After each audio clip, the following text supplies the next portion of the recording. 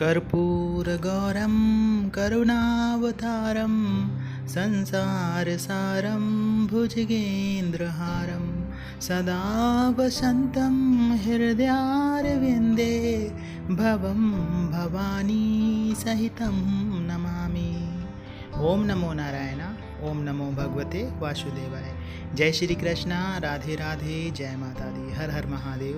जय भोलेनाथ। सावन का महीना भगवान भोलेनाथ के भक्तों के लिए बहुत ही ज़्यादा आध्यात्मिक रूप से, आध्यात्मिक दृष्टि से महत्वपूर्ण होता है। भोलेनाथ के जो भक्त हैं, भगवान भोलेनाथ के जो भक्त होते हैं, वो सोमवार को व्रत करते हैं, कांवड़ यात्रा में जाते हैं। और बहुत सारे ऐसे भी भक्त होते हैं जो ज्योतिर्लिंगों के दर्शन करते हैं। बहुत सारे भक्त ऐसे भी होते हैं जो अपनी दाढ़ी नहीं बनवाते हैं पूरे सावन भर। महिलाएं भी हर सोमवार को जल अर्पित करती हैं शिवलिंग पे जाके। तो आध्यात्मिक दृष्टि से बहुत ही महत्वपूर्ण हो जाता है सावन का महीना। कहते हैं कि भगवान शिव इसी महीने में अपने ससुराल आते हैं। जो पृथ्वी लोक है, मृत्यु लोक है, वो भगवान भोलेनाथ की ससुराल है। इसी महीने में अगर आप देखेंगे तो आध्यात्मिक रूप से समुद्र मंथन की जो घटना है वो इसी महीने में हुई थी। और भोलेनाथ ने जब इसको अपने गले में स्थिर किया था तो वो नीलकंठ भी कहलाए थे। तो कई दृष्टि से भोलेनाथ बाबा इस महीने में आपको आशीर्वाद देते हैं, अपनी कृपा बनाते हैं, संकेत भी देते हैं। जो व्यक्ति साधना से जुड़े हुए हैं, जो व्यक्ति पूजा पाठ से जुड़े रहते हैं, मंत्र जप से जुड़े रहते हैं, उन्हें कई प्रकार के संकेत भी मिलते हैं। वैसे तो आपके दीपक में फूल बनता ही होगा। बहुत सारे लोग ऐसे हैं जिनके दीपक में बहुत अच्छा, बहुत सुंदर फूल बनता है। लेकिन अगर सावन के महीने में अगर फूल बनता है तो ये भगवान भोलेनाथ की जो कृपा होती है उससे संबंधित होता है। देखिए, वैसे फूल बनता है तो एक अलग बात होती है, सावन के महीने में फूल बन रहा है वो एक अलग बात है। तो जब भी सावन के महीने में आपके दिए में फूल बनता है, दीपक में फूल बनता है, तो आध्यात्मिक दृष्टि से, भगवान भोलेनाथ की आध्यात्मिक दृष्टि से बहुत शुभ होता है। आप जिस भावना से, जिस मनोरथ से भगवान भोलेनाथ की पूजा कर रहे हैं, कहीं कहीं वो पूर्ण होने का संकेत होता है। कहीं ना कहीं आपके जीवन में बहुत सारी खुशियाँ आने का संकेत होता है। आपके जीवन में जो परेशानियाँ चल रही होती हैं उनके ख़त्म होने का संकेत होता है।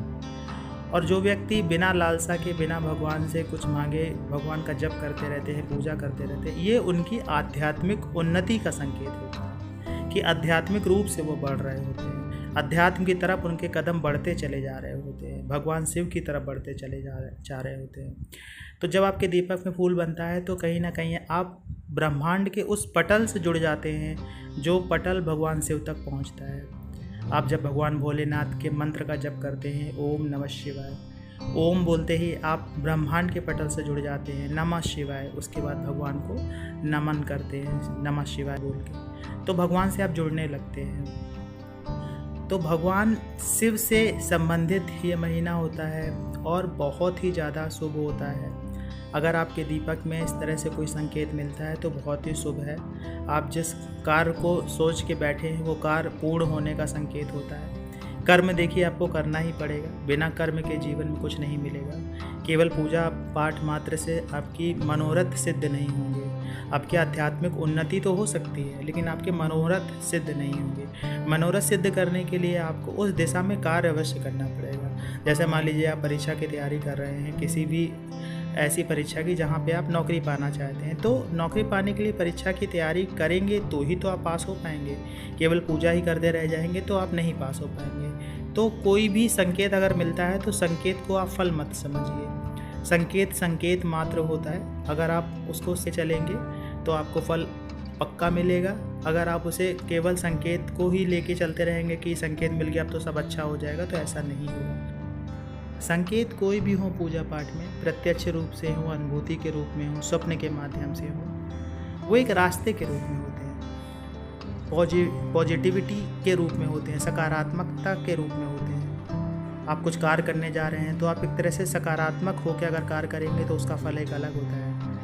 एक नकारात्मकता लेकर अगर आप कोई कार्य करते हैं तो उसका फल अलग होता है। तो जो कोई संकेत मिलता है तो आपके अंदर एक सकारात्मकता आ जाती है, पॉजिटिविटी आ जाती है। कार्य को करने के लिए एक क्षमता से आपके अंदर डेवलप होने लगती है, निर्णय लेने की क्षमता डेवलप होने लगती है। जब आप सही निर्णय ले पाएंगे जीवन में तो आप जीवन में सही चीज़ें कर पाएंगे। अपने जीवन में लक्ष्यों को पा पाएंगे। तो कोई भी संकेत मिलता है तो संकेत को एक रास्ता जैसा समझिए, उस रास्ते पे आप चलेंगे, मेहनत करेंगे, कर्म करेंगे तो आपको जीवन में फल मिलना ही मिलना है। अभी कुछ लोग ऐसा भी सोचेंगे कि नहीं, कर्म करने से ही सब कुछ मिलता है। हाँ, कर्म करने से भी सब कुछ मिलता है, लेकिन जो शक्तियाँ होती हैं उनकी अगर हम उपासना कर लेते हैं तो हमें बहुत सारी चीज़ें ऐसी हैं जो अपने आप ही मिलने लगती हैं। ये आप तभी अनुभव कर पाएंगे जब आप पूजा पाठ से जुड़ेंगे, जब आप मंत्र जप से जुड़ेंगे, जब आप ध्यान से जुड़ेंगे, भोलेनाथ से जुड़ेंगे, तो ये सब चीज़ें आपको अनुभूतियाँ होने भी लगेंगी। आशा ये जानकारी आपको अच्छी लगी होगी। जानकारी अच्छी लगी हो तो वीडियो को लाइक करिएगा, कमेंट्स में जय माता दी, जय श्री कृष्णा, हर हर महादेव लिखिएगा। मिलते हैं आपसे अगले वीडियो में नई जानकारी के साथ में, तब तक के लिए जय श्री।